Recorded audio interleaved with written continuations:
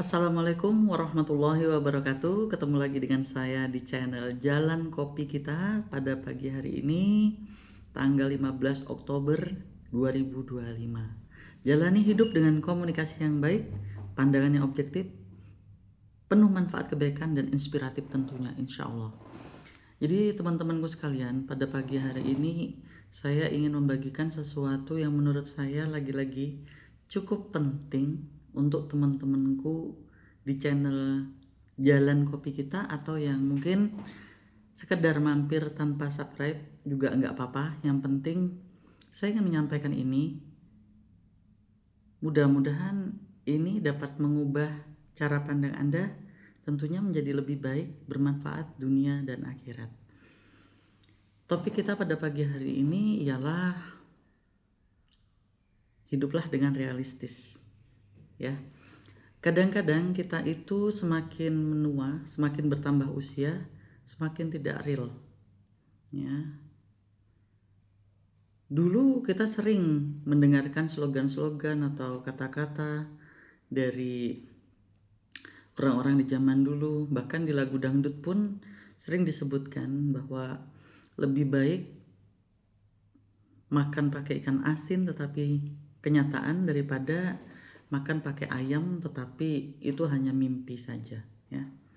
Tetapi pada kenyataan kehidupan manusia, rata-rata malah memilih makan pakai ayam tetapi di dalam mimpi. Kenapa saya katakan demikian? Karena memang itulah kenyataannya. Sekarang kita ambil satu benang lurus yang cukup tegas dalam kehidupan real kita sehari-hari. Misalnya, sekarang saya uraikan di terminal kehidupan manusia sebelum kematian. Dua terminal, ya. Dua terminal manusia menurut saya pribadi sebelum kematian adalah bekerja. Di dalam bekerja kita itu pertama kali di saat kita melamar pekerjaan, siapapun Anda, siapapun kita, mau dengan titel apapun, ya. Alasan klasiknya adalah mengamalkan atau mengimplementasikan ilmu yang didapat di perkuliahan atau di sekolahan di dunia pekerjaan. Alasan klasik yang kedua, saya bilang bukan saya tidak berkata ini alasan bodoh atau alasan yang salah, ya, tapi saya bilang alasan klasik. Kalau saya katakan alasan klasik, berarti adalah alasan yang selalu disampaikan agar terlihat oke, satu, atau memang baru di situ pemikirannya, dua, tiga, ini orang belum terkontaminasi apapun dari kebutuhan, keperluan, kepentingan dan lain sebagainya. Dalam artian baru lulus kemudian bekerja, begitu saja, ya. Alasan klasik yang kemudian selanjutnya adalah ingin menjadi orang yang bermanfaat bagi diri sendiri dan orang lain. Dan ini seharusnya adalah alasan klasik yang dipertahankan dan dibuktikan memang, ya. Jadi bukan cuman sekedar kata-kata, karena tidak jarang juga beberapa alasan klasik yang sebelumnya saya ucapkan itu hanya merupakan kata-kata yang tinggal mimpi bagi beberapa orang yang akhirnya bekerja itu dengan intuisi-intuisi tertentu, ya, yang nanti akan saya uraikan lebih lanjut. Jadi teman-teman, pada prinsipnya akhirnya realistisnya, realitanya dari kita semua mencari pekerjaan adalah bagaimana pekerjaan kita itu bisa mencukupi kebutuhan harian kita, atau bisa untuk kita spend, ya, menyimpan untuk kehidupan masa depan kita, masa tua kita, ya, bisa untuk menabung, ya. Jadi tidak hanya cukup untuk kebutuhan sehari-hari, tetapi ada yang bisa ditabung untuk keperluan masa depan, masa mendatang, bahkan masa tua kita. Realnya begitu, bukan demikian? Tetapi ada juga kemudian realistisnya, bekerja itu adalah untuk mengambil sebanyak-banyaknya, mengumpulkan sebanyak-banyaknya uang yang bisa hasilkan dari pekerjaan tersebut. Saya bilang realistis ya. Jadi itu menurut pengamatan lapangan. Dan kenapa saya bisa menyampaikan hal ini? Karena sebelumnya saya membuat vlog ini, lagi-lagi saya sampaikan bahwa saya berteman dengan orang-orang yang sudah di usia lanjut. Di usia sepuh-sepuh 70 tahun setelah purna ya. Dan tidak jarang dari mereka adalah orang-orang yang dulu berkedudukan penting ya, bahkan owner-owner di beberapa perusahaan. Kalau saya katakan owner di sini, Anda tahu pasti bahwa beliau-beliau ini adalah orang yang mempunyai perusahaan, bukan bekerja di sebuah instansi. Dan juga ada 2 orang direktur dari perusahaan orang lain. Jadi kalau saya katakan direktur dari perusahaan orang lain, bahwa beliau ini diangkat menjadi direktur untuk perusahaan yang bukan miliknya. Jadi sudut pandangnya juga sama. Beliau-beliau ini juga menyampaikan hal yang serupa. Mengapa banyak tujuan dari pekerjaan ini akhirnya berubah? Itu dipengaruhi oleh beberapa faktor. Faktor yang pertama mungkin memang dari intuisi orang tersebut, karakteristik dari orang tersebut.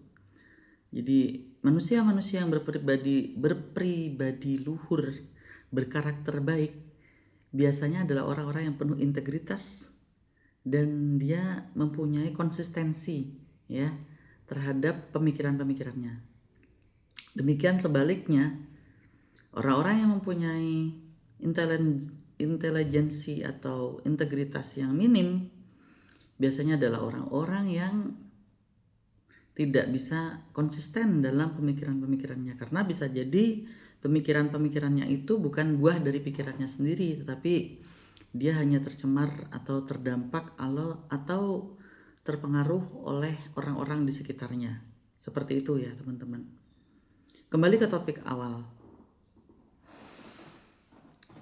Dari tujuan utama di saat kita bekerja ya, tujuan utama yang bersifat klasik dan tujuan utama di saat bekerja yang bersifat realistis, maka nanti orang itu akan mendapatkan akibatnya dari yang realistis ya. Realistis, pemikiran yang dia pikirkan, yang dia putuskan.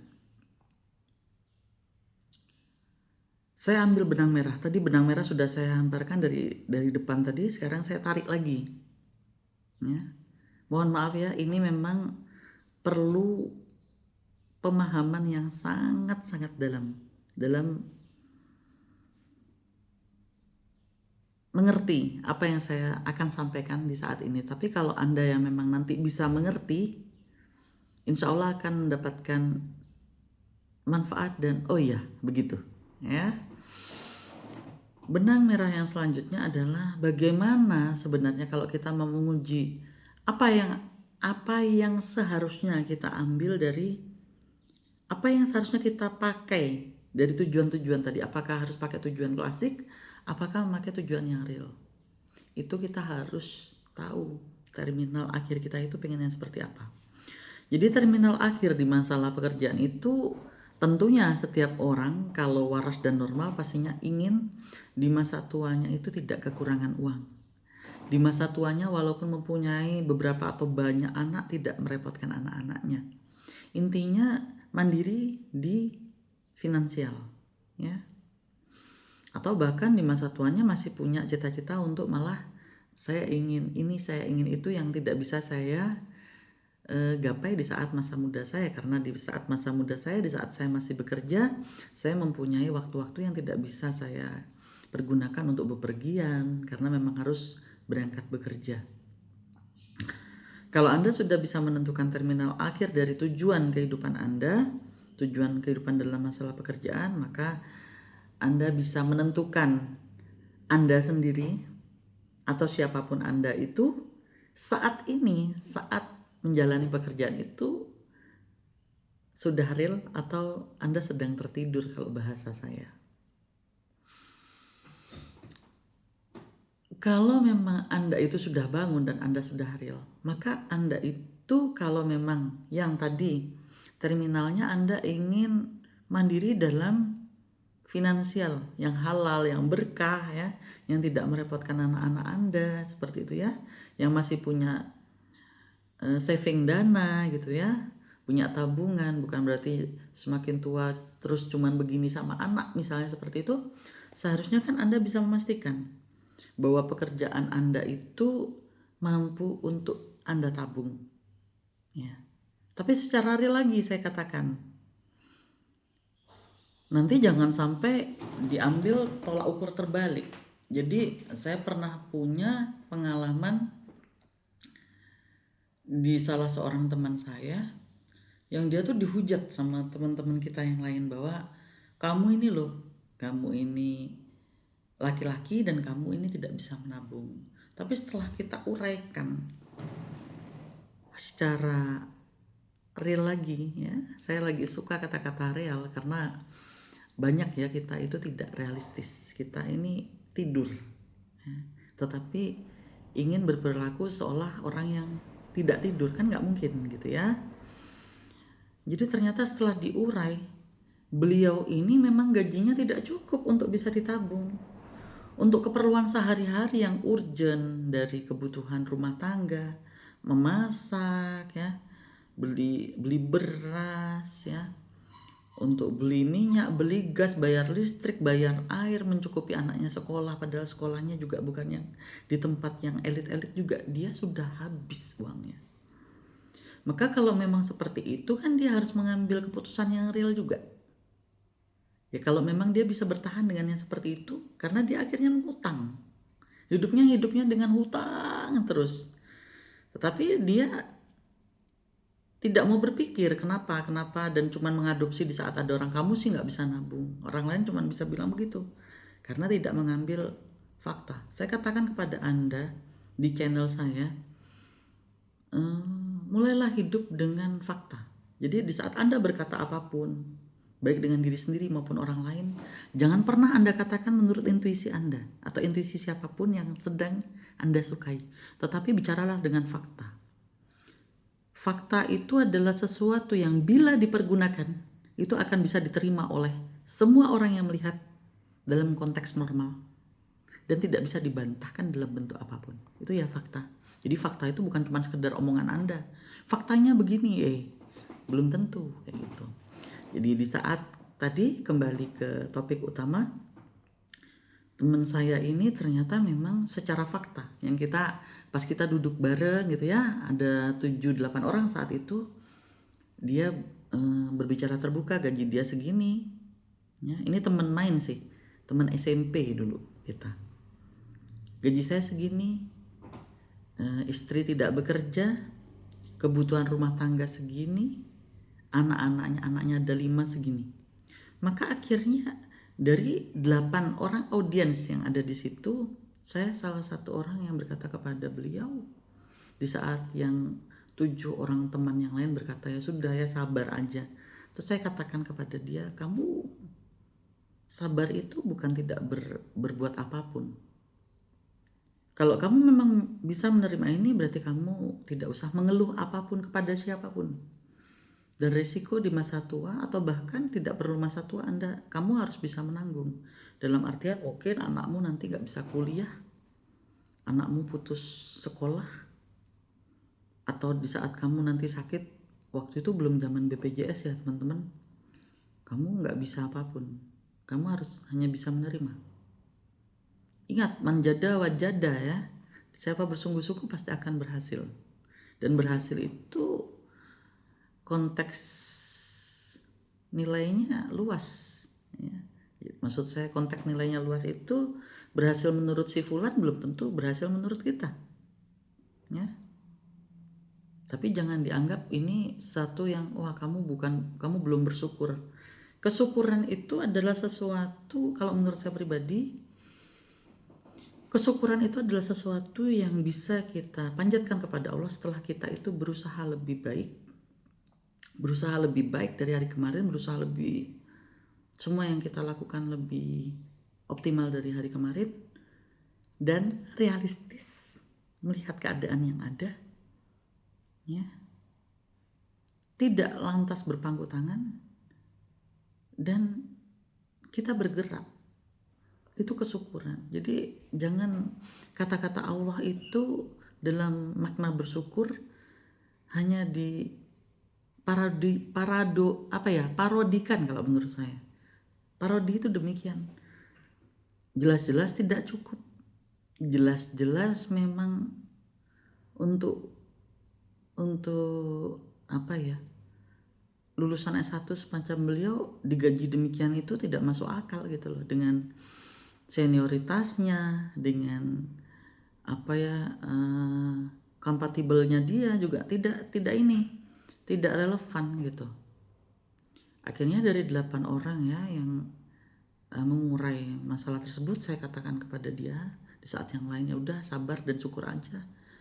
Saya katakan kepada dia, saya oke dengan 7 teman yang lain sabar dan syukur, tetapi kamu harus realistis. Kalau kamu mampu menahan dan menerima, maka kamu berdiam saja. Tunggulah waktu tuamu datang, ajalmu datang.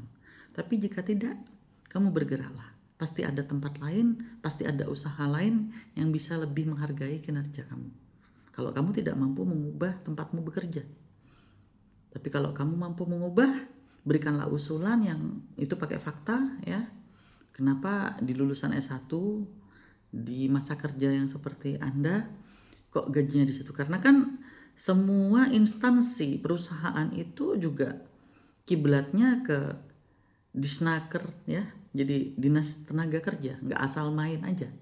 Kelasnya apapun bisa dihukum oleh negara kalau tidak sesuai ya, dari UMR dan lain sebagainya. Jadi majulah dengan fakta. Jika tidak mampu, mundurlah dengan realistis. Dan pastikan di saat kamu mundur, kamu itu pasti lebih berhasil dari tempat kamu sebelumnya. Alhamdulillah teman-temanku semuanya, di saat ini teman saya itu sudah menjadi owner dari toko plastik di area Jawa Timur yang omsetnya 1 bulan sekitar hampir 2M. Saya mau mengajak teman-teman semuanya, jikalau teman saya tadi itu tidak berpikir realistis, kira-kira tidak diperkenankan Allah ya. Karena kita jangan sampai melupakan bahwa bisanya teman saya berpikir realistis itu hanya Allah yang bisa menggerakkannya dan mengubahnya. Kira-kira dia akan seperti apa saat ini? Putra-putrinya kuliah di luar negeri. Salah satu anaknya kuliah di Oxford. Ya. Dan perusahaan tempatnya bekerja sebelumnya ternyata bangkrut saat ini. Jadi teman-teman, mulai hari ini teman-teman bekerja dimanapun ya, mau di negeri, mau di swasta ya, atau yang buka usaha sendiri, coba minta waktu Anda sendiri. Minta ya, kadang-kadang kita itu pelit sama diri kita sendiri. Kalau mikirkan orang lain itu ya, mikirkan sesuatu yang unfaedah itu kita punya waktu 24 jam kita mau, tapi ternyata untuk diri kita sendiri kita gak punya waktu. Ayo sadar lo sekarang, sadar. Coba beri waktu kepada diri Anda sendiri hari ini 1 jam full saya minta. Jangan kurang, jangan lebih. Pikirkan Anda itu dengan pekerjaan Anda sekarang itu, dengan usaha yang Anda buat saat ini, sudah mampu belum untuk mandiri secara finansial di saat Anda tua nanti? Jika tidak, maka banyak yang perlu Anda revisi dengan cara yang benar, dengan cara yang positif, dengan tidak konyol, tidak nekat, beradab dan beretika. Ya. Terus seumpamanya tadi kan yang nggak bisa menabung tuh contohnya. Terus seumpamanya yang di contoh yang kedua, yang akhir, Anda yang bisa menabung tetapi dengan nilai tabungan yang saat inflasi nanti pun itu tidak berpengaruh apa-apa di masa depan Anda.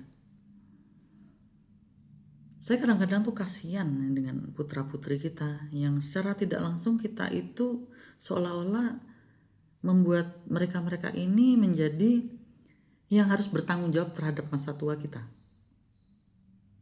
Ini kalau ada yang mengerti saya, oh karena saya belum punya putra-putri. Tidak, saya punya putra-putri 6 orang. Jadi saya pun bisa berpikir seperti itu. Ya. Tapi insya Allah na'udzubillah menjalik, kalau saya pribadi jangan sampai merepotkan. Saya memohon izin Allah untuk tidak pernah merepotkan putra-putri saya di masa tua saya.